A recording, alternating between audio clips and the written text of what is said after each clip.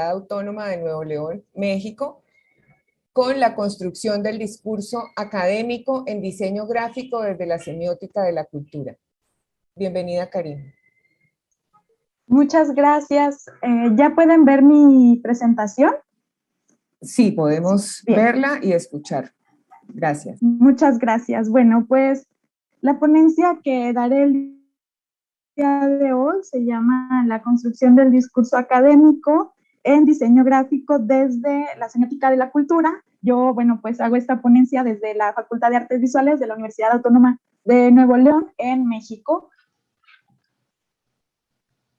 Bien, el diseño gráfico es una disciplina cuyo compromiso y práctica permite comprender, planear, generar, transformar y transmitir ideas por medio de soportes visuales, los cuales inciden en la sociedad y que por medio de su intencionalidad, pues, comunican y permiten la puesta en común. Por lo tanto, el trabajo del diseñador gráfico pues requiere un trabajo, sí, intelectual, investigativo, pero también práctico, ¿no? Al tener que traducir estas ideas intangibles a términos visuales. Lo anterior pues significaría entender al diseño gráfico no únicamente como una imagen, sino como un puente entre disciplinas y entre esas disciplinas y la sociedad, la vida, el mundo, lo que permite dar nuevas configuraciones culturales, ¿no? Lo hemos visto también incluso en este congreso, que mucho se ha analizado acerca de la publicidad, del marketing, sin nombrar como tal al diseño gráfico, pero podemos ver en las diapositivas que están incluidos ahí, ¿no? Sin embargo, bueno, pues el diseño como marco disciplina se encuentra en una crisis de identidad. Siempre hemos estado tambaleando un poco en esta crisis de identidad y necesita obviamente una redefinición. Sus nuevas concepciones no podrían lograrse sin el análisis de los diversos discursos que los circundan. A partir de ahí es que hago este trabajo, cuyo objetivo es analizar la construcción del conocimiento del diseño gráfico desde la semiótica de la cultura de Lotman, con el fin de demostrar la trascendencia de la disciplina en y desde otras áreas del conocimiento. Este proyecto se justifica en virtud de que recuperar y analizar la literatura de la disciplina publicada en diferentes áreas es trascendental para retroalimentar la educación del diseño gráfico, ya que permitirá determinar patrones y temas recurrentes, así como analizar nuevas líneas de investigación, procesos emergentes, diálogos necesarios, ya que el conocimiento del diseño gráfico es patrimonio de los estudiantes, de los docentes, de los investigadores y profesionales de la disciplina, pero sobre todo de la sociedad.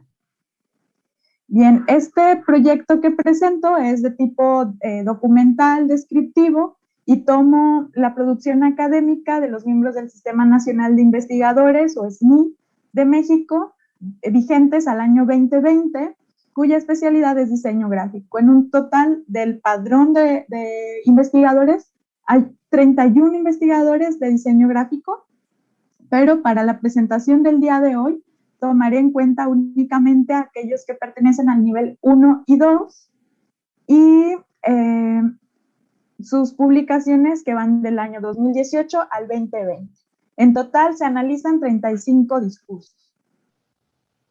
Aquí, bueno, les muestro un poco de cómo se fue formando esta base de datos.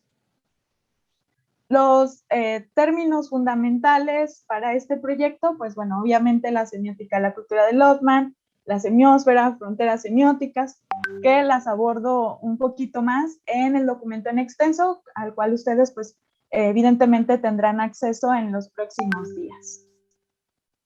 Bien, en este sentido, y para fines de esta investigación, se pone al diseño gráfico como una macrosemiósfera, ¿no? Toda esta línea punteada naranja, que está conformada por semiósferas particulares como la profesión, la investigación y la enseñanza, ¿sí?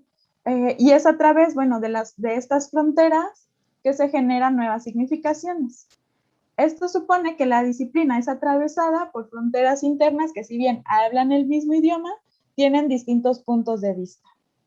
Porque, bueno, al menos a los que investigamos, que enseñamos, que somos diseñadores gráficos, nos hemos dado cuenta de esta como especie de tensión en la traducción de significados entre la investigación, entre la profesión y la enseñanza del diseño gráfico, ¿no?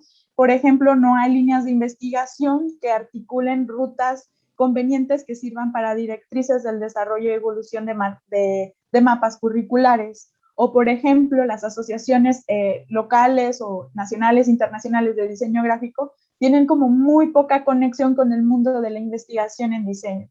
Y, bueno, pues esto hace una como ruptura evidente entre esas tres hemiosferas. Pero el tema de hoy no es una crítica entre estas tres hemiosferas, sino que me voy a centrar en esta parte de la investigación.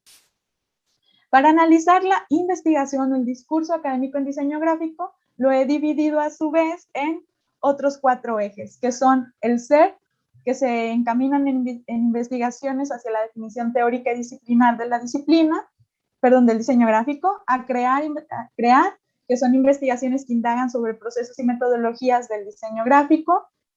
La tercera es enseñar, que son investigaciones que analizan los fenómenos y la enseñanza del aprendizaje. Y finalmente investigar, que son investigaciones que indican el estado del arte en los ambientes de diseño, ya sea académico o en la producción. Por lo tanto, el discurso académico se nutre de estos 4 ejes, que serían como estos 4 circulitos o 4 esferas, pero también se nutren de otras disciplinas cuyas fronteras permiten la traducción de información, ¿no? Estas serían otras disciplinas, los que están en amarillo. Bien, el universo para investigar en diseño gráfico es tan vasto que tan solo en los 35 discursos analizados encontramos una conversación con todas estas disciplinas que vemos en el recuadro naranja, ¿sí? Desde análisis del discurso, antropología, arquitectura, complejidad, estudios de la cultura, etnografía, tecnología, semiótica, responsabilidad social, política y derechos humanos, pedagogía, entre otros. Aquí, bueno, les muestro un poco cómo se fueron categorizando todos los discursos. Y, bueno, después de categorizarlos, desarrollé algunas líneas de investigación que permiten englobar toda la producción. Tengo aquí 4 diapositivas, una por cada eje temático. Y bueno, en el documento en extenso, no me voy a detener ahora por cuestión de tiempo, pero en el documento en extenso podrán ver todas las investigaciones y los autores que fueron analizados en cada eje temático y en qué línea de investigación se podría englobar la investigación en diseño. A manera de conclusiones, bien, el diseño gráfico, bueno, es una disciplina que renace diferente de acuerdo con las necesidades de la sociedad y se nutre con los cambios de paradigmas en las distintas disciplinas cuyas fronteras irrumpen. A pesar de ser una disciplina en proceso de consolidación, tiene como fortaleza la capacidad de dialogar con otras áreas del conocimiento y además es cambiante y adaptativa, por lo que su intervención tiene efectos socioculturales y resulta ser una disciplina muy vasta y compleja, aunque a veces invisible para el mundo. Estas son las líneas de investigación que se pudieron desarrollar a partir del análisis realizado.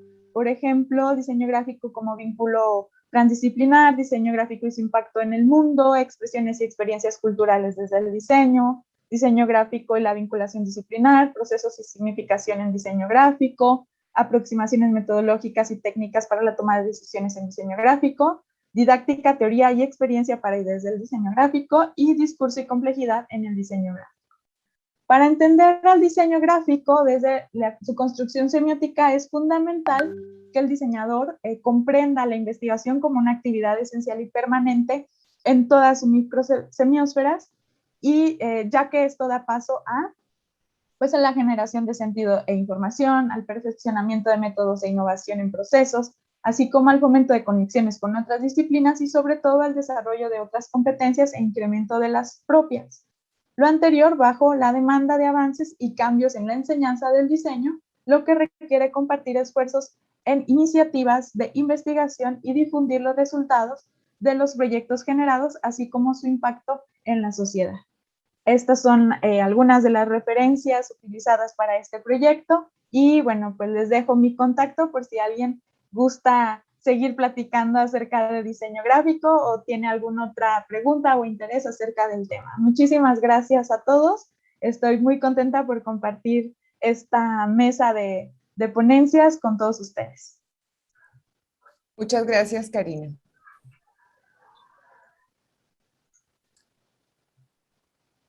A continuación le damos la bienvenida a Eric Hernán Hirschfeld de la Universidad Nacional del Litoral, Instituto de Humanidades y Ciencias Sociales de Argentina, con su tema La institucionalización de los estudios semióticos como semiosis, avances sobre el caso de la Universidad Nacional del Litoral.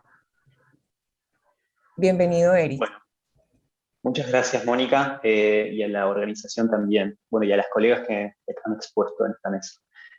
Voy a leerles la ponencia que escribí para esta ocasión. Los aportes consignados en esta ponencia se corresponden con los primeros avances de una investigación doctoral en curso. Dicha investigación propone una reconstrucción de la institucionalización de los estudios semióticos en las carreras de letras a partir de un estudio de caso, el de la Universidad Nacional del Litoral entre los años 1987 y 2013. Esta tesis, a su vez, tiene un marco en los resultados del proyecto de investigación Estudios Lingüísticos, Literarios y Semióticos en Argentina, Institucionalización e Internacionalización, dirigido por Analía Gerbaudo y financiado por la misma Casa de Estudios. En esta ocasión se hará un repaso de la conformación del corpus en un plano que comprende los proyectos de investigación entre los años 1987 y 2008. Antes de dar comienzo con la descripción de este proceso, considero relevante consignar algunas de las categorías elaboradas para esta investigación. La primera de ellas, formulada desde los aportes de Charles Sanders Peirce, se denomina semiosis de institucionalización y permite sistematizar todo tipo de materialidad significante que una comunidad científica elaboró o publicó a partir de 3 estatutos procesuales y evolutivos. El primero de ellos consiste en la identificación del modelo teórico que una comunidad o integrante de la misma utiliza en su abordaje, ya sea una clase o texto. Luego, se registra el grado de instrumentalización o reinvención del modelo teórico utilizado, con el objetivo de delimitar sus operaciones tendientes a situar ese modelo en tanto insumo teórico pedagógico. Y por último, se trata de sistematizar las proyecciones o los nuevos modelos teóricos, cuando luego de la identificación y de la instrumentalización, se logra diseñar un nuevo sistema conceptual para la producción de conocimiento en zonas vacantes o aún en desarrollo. Esta triada, como se puede inferir, sigue las mismas características procesuales del signo peirciano, con su respectiva primeridad, segundidad y terceridad que se corresponden con la identificación, la instrumentalización y la proyección de un marco teórico determinado. De este modo, cualquier documento institucional, ya sean proyectos de financiamiento o programas de cátedra, así como también materialidades propias de los espacios académicos, como artículos o uniones de clases, se convierten en objetos singulares para la recomposición de lo que definimos aquí como semiosis de institucionalización. Con esta aclaración imprescindible pasamos al proyecto en cuestión. Proyecto General de Semiótica o Investigaciones Semióticas Aplicadas fueron los nombres del proyecto de 22 años que contó con una totalidad de 3 tramos generales, cada uno organizado en subtramos de duración anual o trianual. Los tramos del proyecto fueron Semiótica y Espectáculo entre los años 1987 y 1991, Semiótica y Educación entre los años 1992 y 1999, y Semiótica y Sociedad entre los años 2000 y 2008. Como se puede ver en las denominaciones, las temáticas de este proyecto fueron desde la semiótica del espectáculo hasta abordajes relacionados con el estudio narratológico de los discursos sociales. Un objetivo transversal consistió en generar espacios de aprovechamiento entre didáctica y semiótica, ya sea desde su dimensión performativa en las aulas, como en el plano metodológico de creación de contenidos. Carlos Caudana, creador del proyecto y director, en uno de los primeros textos del equipo de investigación publicado en 1991, señala: creemos que el campo de la educación puede ser pensado como un territorio privilegiado para la semiótica, para sus maniobras, sus descubrimientos y experimentaciones. Este horizonte, que incluye una relación entre semiótica y enseñanza, puede rastrearse en otros aportes vinculados con la conformación de la semiótica en Argentina. La historización que realiza Rosa María Ravera en el año 2000 a propósito de la creación de la Asociación Argentina de Semiótica detiene su raconto en un episodio que inicia en 1984 y finaliza con el primer congreso de la asociación en el año 86. La organización de este evento, según la autora, no solo contó con una búsqueda semiótica que, cito, había sufrido el éxodo de muchos de sus operadores, sino que llevó a organizar actividades específicas para la inclusión de la semiótica en las aulas de estudios superiores. El congreso, realizado entre el 3 y el 5 de noviembre del año 86, además de contar con mesas orientadas a las semióticas clásicas, contó con una específica llamada Problemática de la inclusión de la semiótica en los actuales planes de estudio de la enseñanza superior en Argentina. Ravera destaca a propósito de este evento la presencia de universidades de Santa Fe y Misiones, de Argentina, quienes, cito, ostentaron un renovado dinamismo que con historia y tradiciones propias acompañó activamente el avance de los estudios. Cierro cita. Este tipo de episodios se complementan con la singular expansión de la semiótica en un campo de ciencias sociales ya en vías de especialización. Sin ir más lejos, Oscar Steinberg, en el texto ¿De qué trató la semiótica?, inicia su propia historización con una marca que señala los avatares de una incipiente fragmentación de los estudios semióticos después de las teorías fundacionales. Cito: cuando los paradigmas tiemblan, en ciertos ámbitos parece que se mueve casi todo, pero es un hecho. A cada una de las ciencias sociales, nuevas o viejas, expandidas o reinstaladas a partir de los años 60 como alternativa de la formación superior tradicional, le ha ocurrido abandonar su inicial sentimiento oceánico y sufrir un proceso de fragmentación ya típico. Cierro cita. Es sobre este sentimiento oceánico que puede leerse el ingreso de la semiótica en la Universidad Nacional del Litoral, ya que de acuerdo con investigaciones previas, el subcampo de los estudios semióticos se caracterizó por trabajar materialidades que no respondían a un campo clásico de los estudios literarios. Sin ir más lejos, la primera publicación grupal del equipo de investigación conocido como Literatura y Espectáculo, La Transposición, aborda materialidades significantes que van desde obras de teatro hasta registros audiovisuales. Esta incursión temática se dio también en el orden institucional, en tanto que el primer relevamiento del proyecto en el que se escribe esta tesis posiciona al equipo de investigaciones semióticas aplicadas como uno de los primeros en articularse junto con otras especialidades. Sin embargo, aunque el objetivo de instrumentalizar los aparatos críticos de la semiótica en una dimensión educativa estuvieron presentes en las 2 décadas del proyecto, se reconocen divergencias en cada uno de los tramos. En el primer tramo, semiótica y espectáculo, pueden reconocerse los primeros acercamientos a un abordaje semiótico del texto teatral. Esta instancia constituyó una primera consolidación no solo del equipo de investigación, sino del diálogo que pretendía establecer con artistas y docentes de la región. Ya en los primeros artículos publicados se justifica el abordaje de las artes performativas, teniendo en cuenta que han obtenido en los últimos años, cito, un lugar de privilegio para la consideración semiótica debido a la complejidad de sus mecanismos de producción de signos y a la diversidad de significaciones que integran su práctica. Podría decirse que sus principales contribuciones apuntaron a construir un modelo específico para abordar el fenómeno escénico a la par de una cartografía que articulara las prácticas semióticas e historiográficas para indagar no solo la posible identidad del teatro de espectáculo, estas son citas de Codana, sino también la especificidad del discurso histórico subyacente en los relatos considerados. Esta sistematización del proyecto en cuestión no solo ejerció el objetivo de consolidar una semiótica del espectáculo, sino que también se dirigió hacia la producción de herramientas de carácter pedagógico. Así lo detalla el último punto relacionado con la dimensión didáctica. Cito uno de los objetivos del proyecto: desarrollar un posible modelo de análisis semiolingüístico y pragmático del discurso pedagógico centrado en la heterogeneidad constitutiva y representativa de los procesos de intercambio y estrategias experimentacionales. En este inicio de la semiosis de institucionalización se pretende estudiar pueden reconocerse los aspectos iniciales tendientes a la identificación de un problema teórico a resolver, que será complejizado en los tramos siguientes del proyecto. Por eso, semiótica y enseñanza, el segundo tramo del proyecto, se constituye como una segunda etapa y también como una instancia que consolida una metodología propicia para abordar aspectos endolingüísticos del discurso pedagógico. Cito: el proyecto fue definiendo progresivamente una nueva especificidad, un lugar en el que lo semiótico, lo pedagógico y lo espectacular se conjuntan, se intersectan y dialogan entre sí. Cierro cita.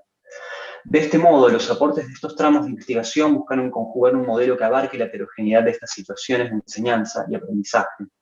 Esta operación, sin embargo, no se realiza bajo la lupa de la semiótica del espectáculo únicamente, sino que intervienen en la escena teórica posicionamientos ya consolidados por los estudios semióticos. En este caso, el análisis narratológico de obras de teatro y sus transposiciones cambia de objeto para estudiar los espacios institucionalizados de la escuela. La aparición de la noción semiosis didáctica surge en el proyecto como una interacción posible entre semiótica y educación. ¿Cómo se construye el objeto de análisis, entonces, de la semiosis didáctica? Sin apartarse del plano textual, una semiosis didáctica comprende a priori tres niveles de manifestación curricular que se materializan desde una dimensión de alto impacto hasta un nivel micro que se ubica en el espacio concreto de un aula o de una escuela. Sobre este último aspecto existe una dimensión narrativa, y además de ella se delimitan las bases de un tercer tramo que engloba y genera un marco de apertura para expandir esta instrumentalización a otras dimensiones del ámbito educativo. Sobre esta alternancia, con nuevos recorridos generativos, es que se pasa al tercer tramo titulado Semiótica y Sociedad, la cual, a partir de una ampliación de recursos humanos, de formación interdisciplinar, con formación interdisciplinar en análisis del discurso y teoría de la discursividad, proyecta tanto una expansión teórica como académica en la universidad sobre la que se desarrollaron sus actividades. Sobre los puntos centrales de este tramo del proyecto, cabe señalar brevemente dos aspectos relacionados con dicha ampliación. En primer término, el viraje que ocupa el proyecto de investigación en relación con los objetivos transversales, que duraron hasta ahora 2 décadas, y en segundo término, la creación de nuevos seminarios y espacios de formación para estudiantes de grado con especialidad en semiótica. Sobre esto último, cabe aclarar la solicitud sistemática en los informes de financiamiento de nuevos recursos humanos que permitan diversificar e intensificar el área de investigación y docencia en semiótica. Sin ir más lejos, el último de los informes disponibles, pertenecientes al año 2008, incluye un apartado extraordinario bajo el título Formación de nuevos recursos humanos para la investigación, la docencia y la extensión. Esto produjo no solo un crecimiento en la cantidad de integrantes con especialización en estudios semióticos, sino que permitió someter a examen los desarrollos teóricos presentados por las figuras directrices del proyecto. En esta última etapa se visualiza ya la experiencia de un laboratorio semiótico, donde tanto la investigación como la docencia adquieren un matiz singular que dialoga tanto con los estudios literarios como con los estudios lingüísticos. Como cierre, es necesario conocer que este proyecto de investigación con más de 2 décadas de duración se vio suspendido en 2010 por el fallecimiento de su director, Carlos Caudana. Sin embargo, la multiplicidad de aportes realizados por su figura y por su equipo de colegas y ayudantes permite que en la actualidad exista la posibilidad de que un estudiante de letras en la Universidad Nacional del Litoral pueda formarse en estudios semióticos con el mismo grado curricular que cualquiera de las otras áreas del subcampo de las letras. Seminarios especializados, espacios de publicación académica y eventos de divulgación son algunos de los resultados que se mantienen con persistencia como una marca formativa. Ya sea desde la semiótica del teatro, en discusión con la cristalización del discurso pedagógico o en su ampliación a otras prácticas sociales, el proyecto general de semiótica presenta en su recorrido no una consolidación inmediata de una verdad teórica, metodológica o académica en términos persianos, sino movimientos de expansión y hasta reformulación de categorías, tal como sugerimos a propósito de la semiosis de institucionalización. Como se pudo ver en esta breve descripción, se mencionaron elementos que permiten leer en dicha semiosis una identificación, una instrumentalización y una proyección de una propuesta determinada. Aunque, como lo supone la teoría de Peirce, luego de esas proyecciones o terceridades se corresponden nuevas identificaciones y nuevas instrumentalizaciones. Cualquier cosita estoy a disposición y muchas gracias. Muchas gracias, Eric. Bueno, estamos muy bien de tiempo, son las 11:06 y a las 11:15 presenta Andrés Vargas, pero Andrés Vargas forma parte también de la organización del Congreso y no sé, les pido por favor que me regalen 2 minutos para comunicarme con él. Gracias.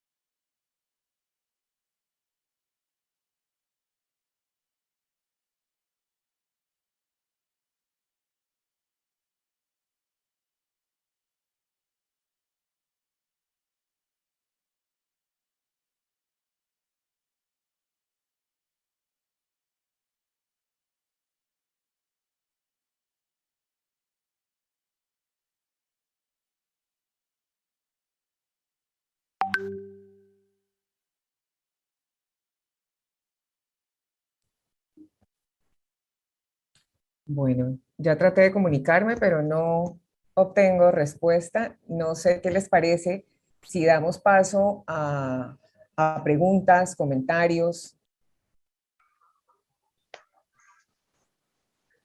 A mí me parece bien, igual si se puede conectar más adelante Andrés, pues podemos dar espacio a su ponencia, ¿no? Y aprovechar un poco estos minutos que tenemos para poder platicar un poquito más. Claro que sí. ¿Sí? Bueno, yo tengo una pregunta, si me permite, para Carmen y Montserrat. Me gustaría preguntarles cuáles son las premisas de FLoC que ustedes tomarían para implementar en la Universidad Autónoma de Zacatecas. Muchísimas gracias por tu pregunta, Karina. Mira, fíjate que una de las premisas de FLoC es reconocer el conocimiento y utilizarlo para el bien común, incluida la cuestión económica y social. Que, por ejemplo, el discurso de UNESCO nos hace mucha diferencia de que el conocimiento es de los científicos, ¿no? Y acá es bajarle el conocimiento a la gente y hacer acciones de comunicación pública de la ciencia que permitan que la ciudadanía se organice para comprender y que haya prácticas comunes científicas entre la misma sociedad. Entonces tendría que haber una vinculación, ¿no? Entre el investigador, pero también su comunidad académica, estudiantes, para poder después de ahí ir como esparciendo los resultados de las investigaciones o productos que impacten de alguna a la sociedad. Exactamente. Fíjate que en México, tú que también eres, hay una comunidad muy bonita de comunicación pública de la ciencia, incluso se volvió uno de los ejes de CONACYT, y en la UAS también tenemos la suerte de tener a gente muy buena en ese sentido. Ahorita estamos trabajando en sistematización de talleres de ciencia divertida como recursos educativos abiertos para la sociedad y empezar a hacer este tipo de acciones que acerquen a la sociedad y que se les ponga de manera más accesible, porque les digo, llega un momento en que parece que el investigador entre más ininteligible haga sus cosas son mejores, cuando realmente bajarlas para que sirvan para el bien social sería lo ideal. Me parece que de pronto tiene bastante relación con lo que está haciendo Yamila, que es llevar sus estudios de semiótica a su país y poder como permearlo en la sociedad, ¿no? Pero desde un punto tiene que empezar, ¿no? Primero, pues llevándolo a estos estudios a su país, después, bueno, a su comunidad académica, y sería a partir de ahí llevarlo a la sociedad. Sí, Karina, exactamente. Pero parece que es un camino muy largo para mí, porque todavía, como ya he dicho en mi presentación, no hay muchos científicos en esta disciplina en mi país. Incluso yo diría que solamente si calculamos hay más o menos 7. Nadie más.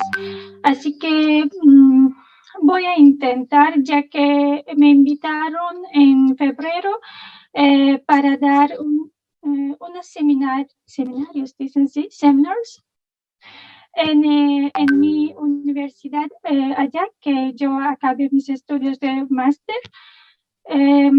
Pues esto ya significa que ya empecé. Así que en febrero ya ciudad pequeña. Y en relación... A ver qué puedo. Perdón por mi español. Perdón cuando estaba hablando que mi hija me confundió un poquito. Tranquila. Y en relación con la traducción de textos al Azerbaiyán, es una gran tarea, ¿no? Una gran empresa. Sí, claro, pero mi intención no es empezar con las traducciones, porque, claro, si traduces un trabajo de alguien, esto va a ser, por ahora me parece un poquito como, ¿cómo dicen? Al contrario. Pues por eso quiero empezar con un libro, con un handbook. Así intento incluir muchos artículos sobre semiótica y empezar así, no con las traducciones exactamente. Gracias. Ya he publicado 2 artículos en mi idioma sobre semiótica allá, pero claro, no es suficiente. Gracias, Yamila. Gracias. Karina, a mí me gustaría saber cuando se hace la descripción de la macrosemiósfera, donde está investigación, profesión y enseñanza, y se toma solo la investigación, esa semiosfera es, ¿de qué porcentaje podríamos estar hablando? Yo imagino que la parte de la profesión es mucho más abarcadora, la investigación reducida, pero es una suposición de mi parte.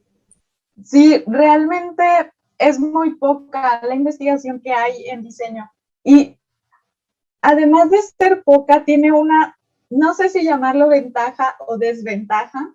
Bueno, diré ventaja, que puede conversar con cualquier otra disciplina, que entonces es muy difícil poder ubicar dónde está, ¿no? Uno cuando empieza sus estudios de investigación en diseño es muy complicado encontrar referentes teóricos, porque no los encuentras, porque están en todos lados.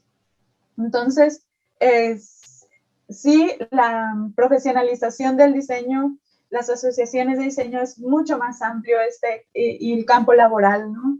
Que la investigación es un área muy pequeña y todavía dentro de la investigación, además, estas 4 ejes que marco también tienen como mucho, la mayoría de la investigación es sobre la práctica en diseño. Entonces, hay muy poco sobre la misma investigación en diseño. Así que es por eso que también quise comenzar este proyecto, como para decir qué investigan los que investigan diseño y en dónde están. Y eso nos sirve también para vincularnos con la enseñanza del diseño, porque hay una ruptura también, por ejemplo, entre el nivel licenciatura y el nivel posgrado. En diseño gráfico hay muy poco, y que pertenecen, por ejemplo, al PNPC, que es el Padrón Nacional de Posgrados de Calidad. Es muy poco, hay muy pocos. Entonces, es como un trabajo muy minucioso, ¿no? Tener que estar buscando bajo de las piedras casi, para poder encontrarlos. Entonces, mi trabajo, pues, es más que nada para facilitar la ubicación de referentes teóricos a todos aquellos estudiantes que están comenzando un trabajo de investigación en diseño, ¿no? Que no se topen con eso que yo me topé hace casi 10 años.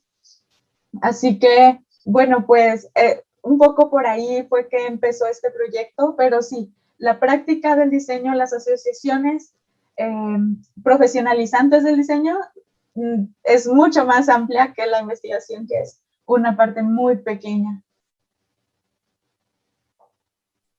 Gracias, Karina. A mí me gustaría hacer una pregunta a Eric, si está. En su trabajo sí, yo pude como notar toda esta historia, ¿no? de la semiótica o de los estudios de la semiótica en la Universidad Nacional Litoral. Y mencionas como que hubo un film, ¿no? Por decirlo de una manera.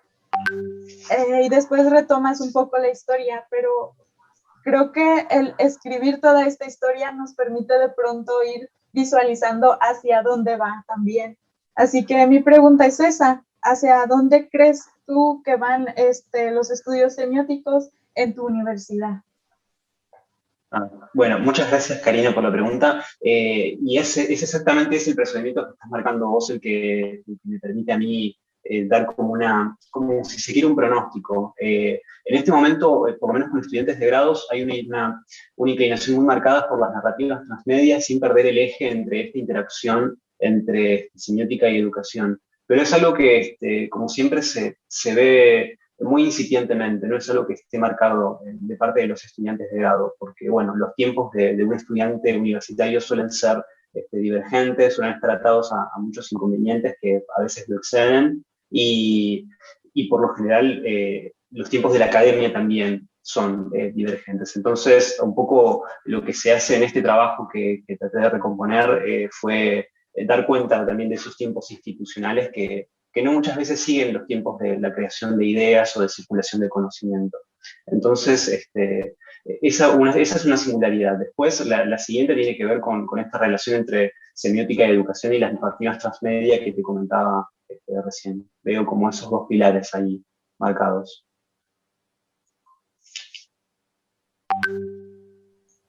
Muchas gracias. Bueno, yo seguiré haciendo preguntas, si me permiten. Tengo como muchas curiosidades. Al principio, incluso antes, me parece de que comenzara la transmisión en Facebook y YouTube, platicábamos acerca de lo difícil que ha sido para nosotros esta época de pandemia, ¿no? Todo lo que extrañamos, pero no hablamos, por ejemplo, de todo lo bueno que nos ha traído también el poder acercarnos. Por ejemplo, ahora tener la oportunidad de platicar con todos ustedes ha sido tan fácil que solo me tuve que preparar unos minutos antes para poder llegar hasta ustedes. Así que mi pregunta va para todos, incluso para Mónica. ¿Cuáles han sido como estos beneficios que han obtenido en sus estudios al estar también trabajándolos desde la virtualidad y tener como estas posibilidades de llegar a más lugares, ¿no? Por ejemplo, yo pienso en el trabajo de Yamila y pienso que podría comenzarse tal vez con estos pequeños espacios en mini seminarios o cursos virtuales, pero ¿cuál ha sido su experiencia trabajando en o los estudios de la semiótica desde estos espacios virtuales? No sé si alguien quiera comenzar. Carmen. Pues en mi caso sí te amplía las posibilidades de establecer redes de trabajo. Yo tomé un seminario de metodología experimental en investigación artística en Argentina y constituí un grupo de trabajo donde estamos haciendo proyectos multimedia. Y también en mis clases, paradójicamente esta herramienta, cuando estoy dando clases de semiótica y explicando los discursos visuales, puedo ejemplificar mucho mejor, incluso con mi encuadre, ¿no? Y con todos los efectos especiales. Para mí sí ha sido muy útil, como bien dices, y me ha permitido hacer amistades que, aunque no conozco y que espero que sí existan, pues es muy, muy divertido también trabajar en estos medios.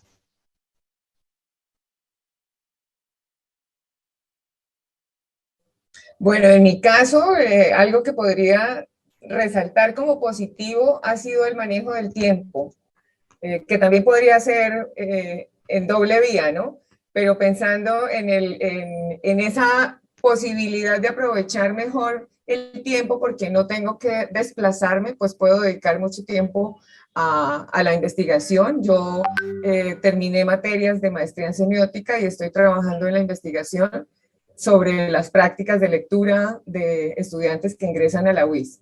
Entonces, eso podría resaltarlo, ¿no? La posibilidad de no tener que desplazarme, sino todo concentrado acá en este punto, pues puedo aprovechar mucho mejor el tiempo.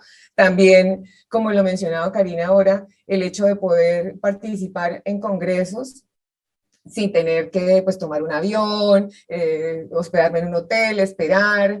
Entonces, eso ha facilitado el aprovechamiento del tiempo, aunque a veces también puede ser agotador estar en un solo lugar y hundirse en el trabajo, ¿no?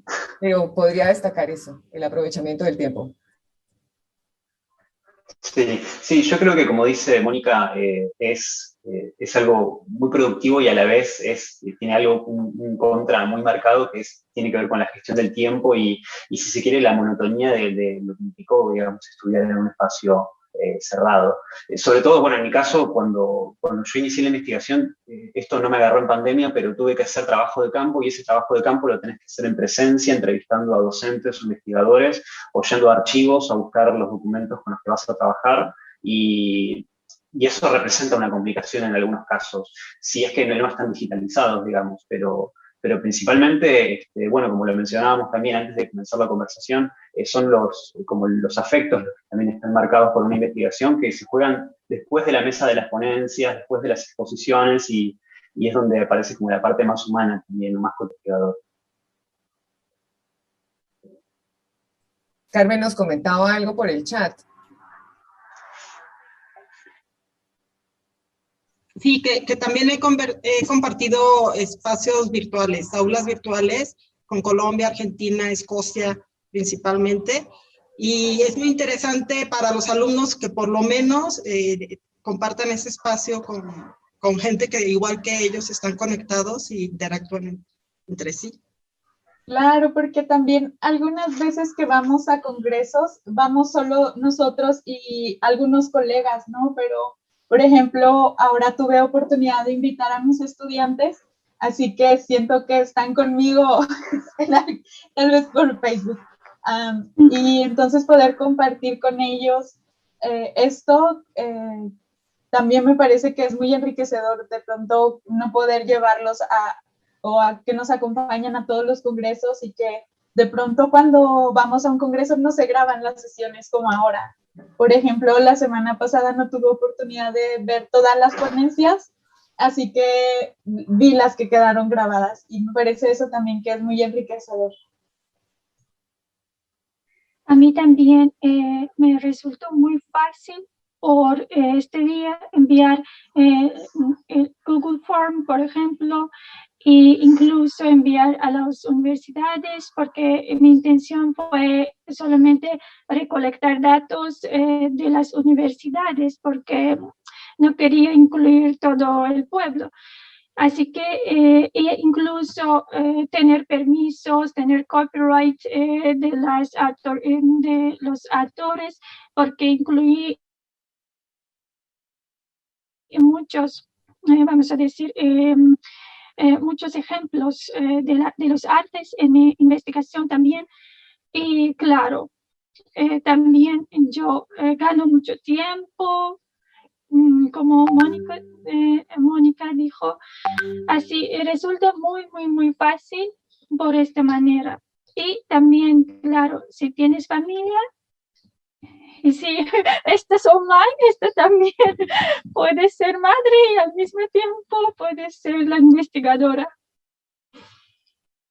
Resulta muy fácil.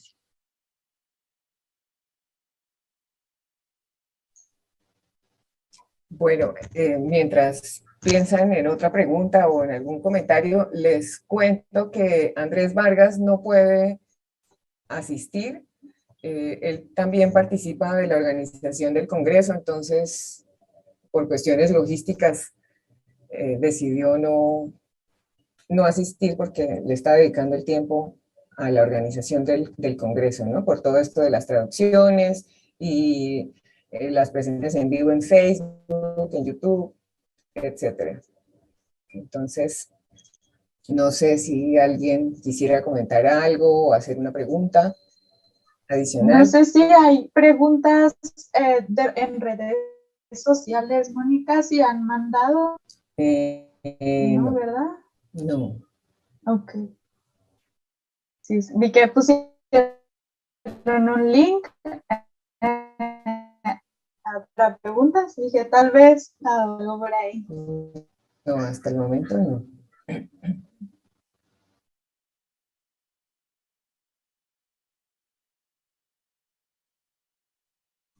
Pues yo solo agradecer a los organizadores, Mónica, un gusto conocerte y a todos los de la mesa y felicitaciones por su trabajo.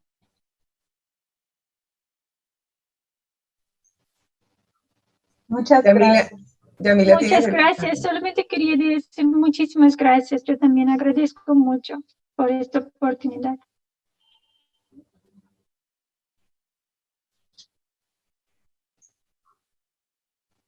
Igualmente, bueno, me parece tenemos ya muy poco tiempo porque sigue la próxima mesa, no sé, Mónica, pero también me gustaría muchísimo agradecer al comité organizador por permitirnos compartir estos trabajos que estamos realizando y también a mis compañeros con quienes he compartido mesa, que hemos estado en comunicación por correo electrónico y ha sido muy satisfactorio poder leer sus trabajos y encontrarme con ustedes este rato, aunque sea.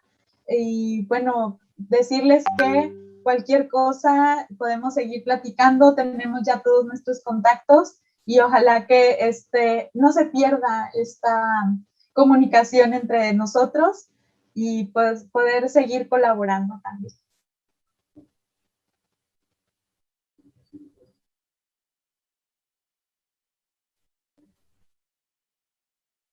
Bueno, a mí me parece que estos eventos son muy interesantes y nos aportan mucho. Yo como estudiante de maestría en semiótica, pues he vivido en un medio encerrado, ¿no? En la universidad y en el tema Colombia o leyendo sobre todo teóricos europeos, porque ese es el énfasis de nuestra maestría.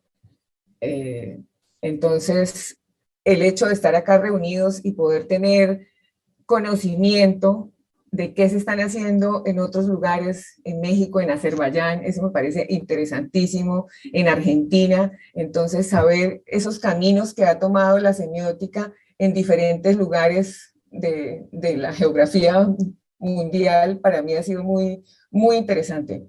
Me gusta mucho porque me muestra otras opciones, otras alternativas, qué se está haciendo, ¿no? Entonces como que se amplía un poco el panorama y se ve investigativamente qué se está haciendo, ¿no? Hacia dónde vamos, qué alternativas se pueden encontrar dependiendo de los teóricos que cada uno esté usando. Nosotros en maestría, por ejemplo, mencionamos a Peirce, pero muy tangencialmente, pero no es el fuerte de la universidad, mientras que estoy más familiarizada con Van Dijk, con Lotman.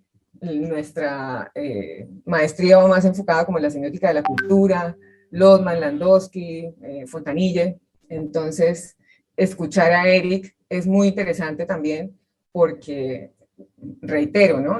Me muestran otros panoramas, otros caminos. Muy interesante. Muchas gracias.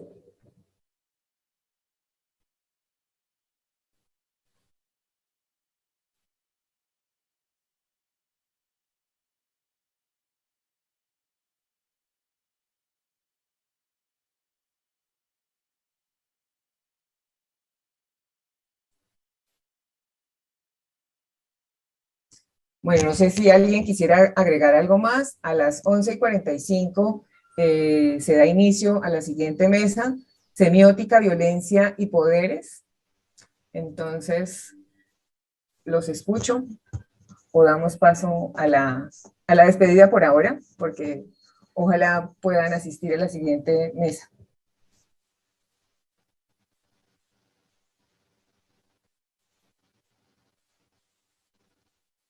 Bueno, por mi parte no tengo más preguntas, solo agradecimientos. Igualmente, para mí ha sido muy enriquecedor poder compartir con ustedes. Yo no tengo estudios de semiótica, así que esta fue como mi comienzo. Y bueno, me siento muy contenta porque he aprendido mucho de ustedes, de todo el Congreso, y eso me llena para seguir incursionando en este campo que me ha gustado mucho y me ha dejado muchas satisfacciones. Y bueno, pues muchísimas gracias. Por mi parte no tengo más preguntas. Muchas gracias. Ahora vamos a continuar en este mismo link o pasamos a sala 1. Pues depende de los intereses de cada uno. El Congreso tiene 3 salas. y pues con diferentes mesas y ponentes. Entonces, si permanecen en este link, la mesa se titula Semiótica, Violencia y Poderes. Pero si están interesados, pueden ver la programación que hay en la sala 2 o en la sala 3. Pues entonces yo me voy a sala 1 porque quiero ver muchísimo a Máximo Leone. Bueno. Ok, muchas gracias. Gracias, Yamila. Adiós. Adiós. Gracias, Karina. Gracias, Eric. Gracias, Carmen. Gracias, Montserrat. Hasta una próxima oportunidad. Muchísimas gracias. Gracias a todo el comité organizador y también a las personas de soporte técnico que nos han estado ayudando y transmitiendo a las redes sociales. Muchas gracias y también a mis compañeros. Sí. Adiós y gracias por la hospitalidad de todo el equipo, en serio. Muchas gracias. Gracias.